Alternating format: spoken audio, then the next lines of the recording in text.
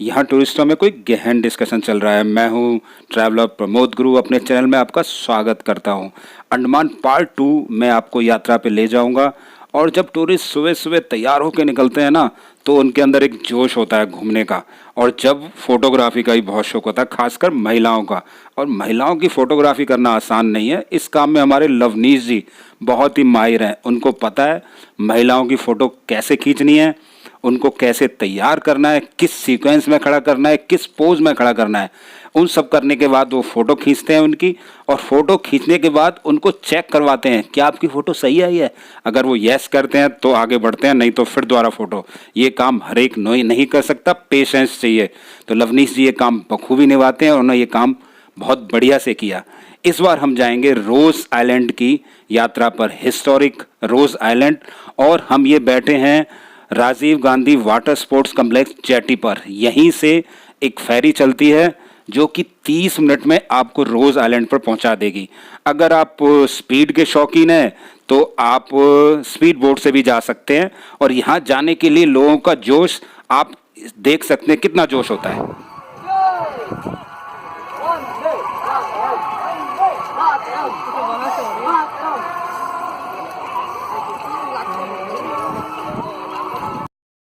यहाँ घूमने के लिए, जाने के लिए दर्शकों का उत्साह देखते ही बनता है। रोज़ आइलैंड बेसिकली एक आइलैंड है जिसे सर ह्यूज रोज ने बसाया था, जो कि एक बहुत बड़े मैराइन सर्वेयर थे। लेकिन अब इसका नाम भारत सरकार ने नेताजी सुभाष चंद्र बोस आइलैंड कर दिया गया है। और ये आइलैंड बेसिकली एक ऑफिस था, या कह सकते हैं हेडक्वार्टर था सेलुलर जेल के अधिकारियों का। यहाँ पर सेलुलर जेल के और उस आइलैंड को मेंटेन करने वाले बड़े बड़े अधिकारी, कमिश्नर, गवर्नर और करीब करीब 500 लोग, जिसमें सैनिक भी थे, यहाँ पर रहते थे और इसे देखते थे। ये जो आप व्यू देख रहे हैं, ये वहाँ जाने का रास्ता है। बहुत ही समुद्र साफ़ सुथरा और बिल्कुल नीला लगता है। आप यहाँ पर खड़े हो जाओगे, आपको बहुत ही आनंद आएगा। एक चीज़ और मैं शेयर करना चाहता हूँ, जब भी आप यहाँ से फेरी पकड़ें तो नॉर्थ वे आइलैंड के लिए स्कूबा डाइविंग के लिए कोई भी टिकट वगैरह ना लें, वो बहुत कॉस्टली होती है और इतनी अच्छी भी नहीं होती। एक बार और है कि अंग्रेज जितने भी थे वो बड़े लग्जरी लाइफ जीने की आदत थी और बड़े शान शौकत के साथ रहते थे। इसीलिए उन्होंने इस आइलैंड पे सभी कुछ बनाया जो उन्हें ज़रूरत थी। जैसे बाज़ार बनाया, बाज़ार के साथ चर्च भी था क्योंकि क्रिश्चियन थे, कमिश्नर हाउस था, और यहाँ पर डांस फ्लोर भी बना रखा था। और अपने स्विमिंग वगैरह के लिए यहाँ पर उन्होंने एक बहुत बड़ा स्विमिंग पूल भी बना रखा था। लेकिन इन सब के लिए पानी की ज़रूरत थी। पानी, समुद्र पानी को यूज़ कैसे करें, बहुत ख़राब होता है, उसका भी उन्होंने हिसाब कर रखा था। उन्होंने बड़े बड़े बॉयलर बना रखे थे। उन बॉयलरों में पहले समुद्र का पानी स्टीम में बदलता था और उस स्टीम को वो ठंडा करके हर एक काम में यूज़ करते थे। और ये आप बॉयलर देख सकते हैं, कितने बड़े बड़े बॉयलर थे। और एक और है, जब इस आइलैंड को बनाया गया तो ये इतना सुंदर था तो इसे पेरिस ऑफ ईस्ट वो बोलते थे। इसमें प्रॉब्लम आई सेकेंड वर्ल्ड वार में, 1942 से 45 तक ये जापानीज़ के अंडर रहा।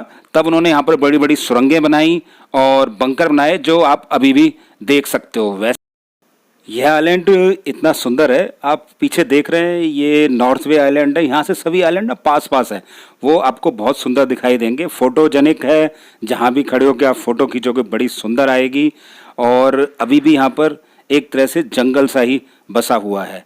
एक चीज़ और मैं आपको बताना चाहूँगा, ये आइलैंड बहुत सुंदर तो था ही, यहाँ पर एक बीच भी है जो बिल्कुल अपोजिट टू एंट्री ऑफ, जो इसकी एंट्री है रोज़ आइलैंड की, उसके बिल्कुल अपोजिट है। वहाँ भी आप जा सकते हैं। इस आइलैंड को सबसे ज़्यादा जो नुकसान हुआ है 2004 की सुनामी में हुआ है। आप देख सकते हैं इतने पुराने पुराने पेड़ हैं, ये भी उखड़ गए थे। और जितने भी स्विमिंग पूल, चर्च, बाज़ार, ये सब चीज़ें टूट गई थी 2000 की सुनामी में। इससे पहले बहुत सुंदर था। और इसके बाद ये आप देख सकते हैं 2000 सुनामी का जो नुकसान यहाँ पर इस आइलैंड को किया था, ये सब चीज़ें टूट गई और बड़े बड़े पेड़ और उनकी जड़ें अभी भी आपको दिखाई देती हैं। लेकिन उस सुनामी का एक फ़ायदा भी हुआ। फ़ायदा क्या हुआ कि रोज़ आइलैंड की वजह से पोर्ट ब्लेयर बच गया, क्योंकि सुनामी सबसे पहले इसी आइलैंड पर टकराई थी और इसी को मैक्सिमम नुकसान हो गया और जो पोर्ट ब्लेयर है वो काफ़ी हद तक बच गया। ये आप इसका व्यू देख सकते हैं। ये सारा इसका जो आइलैंड है वहाँ पर बड़े बड़े पेड़ हैं, बहुत पुराने पुराने पेड़ हैं और हरियाली इसके अंदर बहुत ही है। इस रास्ते पे अगर आप घूम सकते हैं पैदल तो बहुत अच्छा है, 2-3 घंटे चाहिए। अगर आप नहीं घूम सकते तो उसके लिए यहाँ पर एक गाड़ी भी होती है, आप उसमें किराया देके वो सारे आइलैंड को, करीब करीब सारे आइलैंड को अच्छे से दिखा देती है।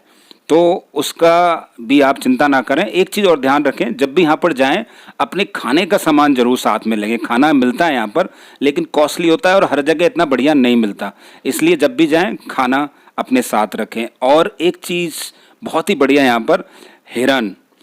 यहाँ पर आपको हिरन मिलेंगे, बारहसिंगा मिलेंगे, पीकॉक मिलेंगे और रैबिट। ये यहाँ पर बहुत एक तरह से पालतू हैं और ये आपके पास आ जाएंगे। जो भी आप इन्हें खिलाना चाहो पहले से ही ले जाओ, वहाँ पर बहुत महंगा, आपकी इच्छा होगी खिलाने की लेकिन आप नहीं खिला पाओगे, इतने फ्रेंडली हो गए हैं। जो भी आप देते हो वो खा लेंगे। आप फ्रूटी पिलाओगे फ्रूटी पी लेंगे। तो बच्चों को तो इसके अंदर बहुत ही आनंद आता है।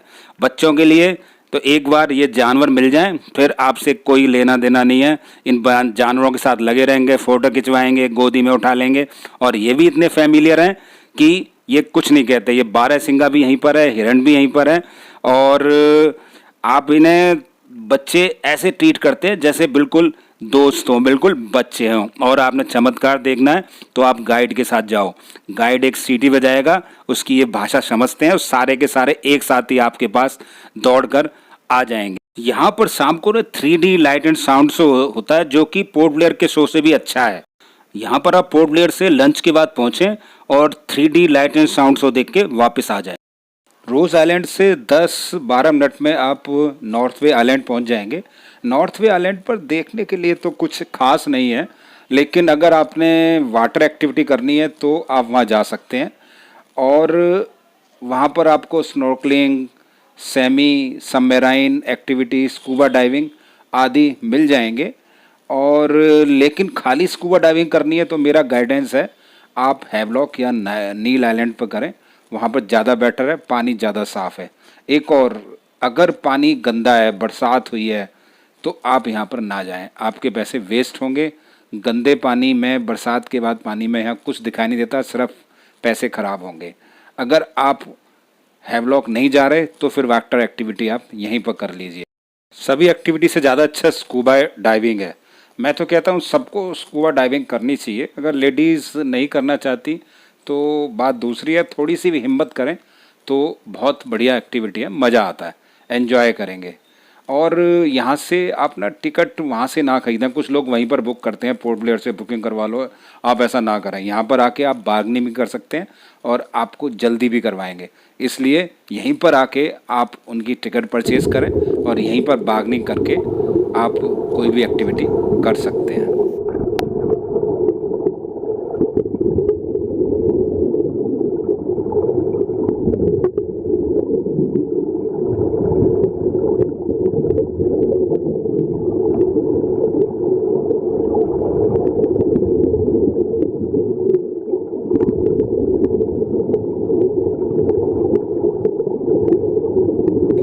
स्कूबा डाइविंग बिल्कुल डेंजरस नहीं है। हर एक व्यक्ति के साथ एक ट्रेंड व्यक्ति होता है और वो आपको गाइड भी करेगा और ऑक्टोपस वगैरह भी वो दिखा देता है। छोटे छोटे बच्चे ऑक्टोपस के भी दिख जाते हैं, तो इसलिए घबराने वाली कोई चीज़ नहीं है, हर एक कोई कर सकता है।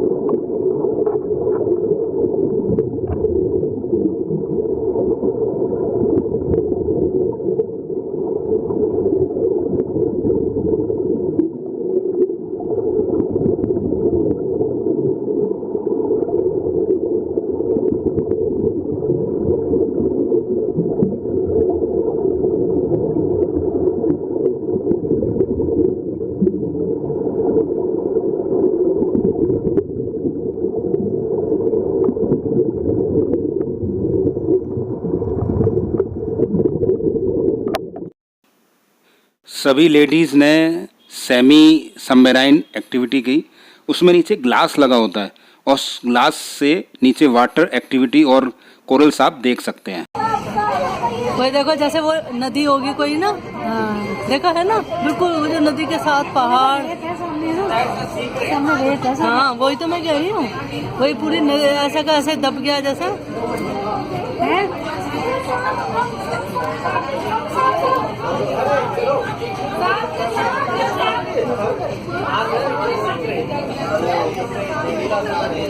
ऐसा लग रहा है सूखा हुआ है सब कुछ, है ना? सूखा लग रहा है ना? नहीं ऐसा लग रहा है सूखा है, सही बात है, सही में यार ये तो बिल्कुल सूखी लग रही है। भैया सुनो, ये तो रेत सूखी लग रही है। सूखी नहीं है मैम, गीली हुई है। गीली है हमें की सूखी लग रही है, मतलब पानी है नहीं है। नहीं मैम, गीली हुई है। एक्चुअली आप पानी के नीचे है ना मैम, हाँ तो पता नहीं चलता है क्योंकि वो ऊपर में स्मूथ है पानी, वेव्स ऊपर होती है ना, जी वेव नीचे ऊपर होती है स्मूथ मैम, है। नीचे वेव नहीं होती है। अच्छा, मैंने फोटोग्राफ करने लगा रखा है उन्होंने। हमें लग रहा हो कि हम नीचे देख रहे हैं।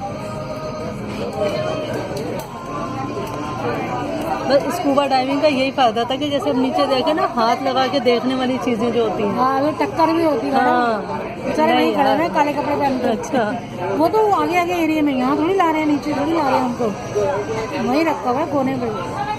वो देखो कितनी बढ़िया मछली वो।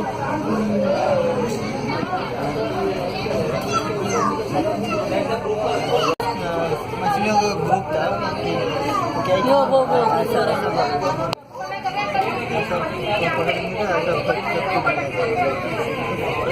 ये है कि आपके सी क्यूकम्बर है तो चलेगी। ये देखिए बीच बीच में ऐसा स्टॉप कर दीजिए।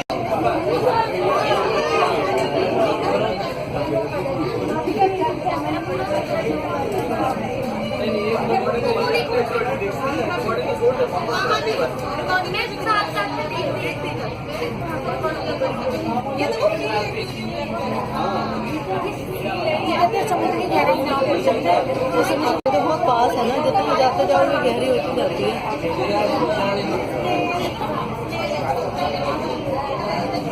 इससे तो नदी भी गहरी होती है ऐसे तो। कोरल्स जानवर होते हैं, अच्छा हमारी तरह होते हैं, बट वो हिल नहीं सकते हैं। अच्छा वो भी बेबीज प्रोड्यूस करते हैं जो जाके स्प्रेड हो जाता है। अच्छा वो अपना ही कैल्शियम कार्बोनेट प्रोड्यूस करके सख्त हो जाती है। अच्छा वो बाहर से हार्ड होंगी बट अंदर से बहुत सॉफ्ट होती है कोरल्स। अच्छा ये देखिए यहाँ पे फिंगर कोरल्स की बेबीज है, वहाँ पे देखिए आपने, वहाँ देखिए अंडे के जैसे होंगे, वो देखिए जो दिमाग की तरह दिख रहा अच्छा है। अच्छा वो दिख रहा है जो, वो देखिए हाँ वहाँ हाँ पे हाँ, दिख रहा है। अच्छा वो देखिए सी क्यूकुम्बर, ये सारी मैम बच्चे हैं छोटे छोटे, अच्छा उनको पॉलिप्स बोलते हैं। वो पानी में स्प्रेड होके फैल जाते हैं। अच्छा वो देखिए वो है फिंगर कोरल्स में, वहाँ पे फिंगर कोरल्स दिख रहा है आपको। वो जो जो फिंगर्स की तरह होते हैं ना मैम, वो हाँ। फिंगर कोरल है। अच्छा। और जो दिमाग की तरह होते हैं वो ब्रेन कोरल है मैम। अच्छा